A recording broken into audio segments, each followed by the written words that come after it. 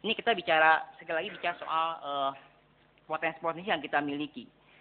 Kenapa saya bilang bahwa masa depan Islam abad ke-21 ada di Indonesia? Itu sudah diupas oleh seorang ahli futurolog di Indonesia namanya Nurjatun Kunchorojati. Dia bilang ada 3 faktor yang bisa membuat Indonesia menjadi negara besar 30 sampai 50 tahun ke depan. Pertama, faktor geografis, kedua faktor demografis, dan ketiga faktor historis. Apa yang disebut dengan faktor geografis? Kalau kita bicara geografi kan kita bilang Indonesia berada dihimpit oleh 2 benua kan dan 2 lautan.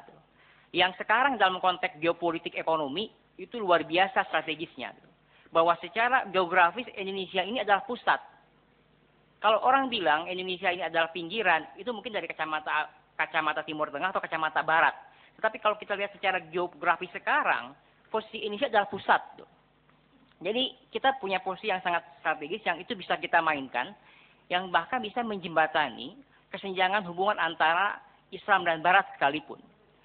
Di dalam konteks demokrasi Indonesia misalnya, tidak sedikit ahli politik, ahli Indonesianis, yang itu menaruh kekaguman bahwa di Indonesia ternyata yang namanya demokrasi, hak asasi manusia, bukan hanya diterima, tapi bisa tumbuh dan berkembang. Bahkan bisa menimbulkan varian-varian baru dalam ilmu-ilmu politik gitu.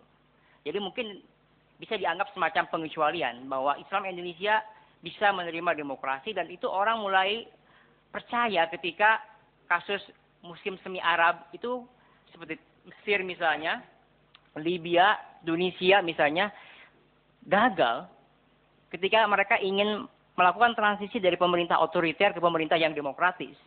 Mesir sekalipun yang kita anggap semacam kiblat pemikiran Islam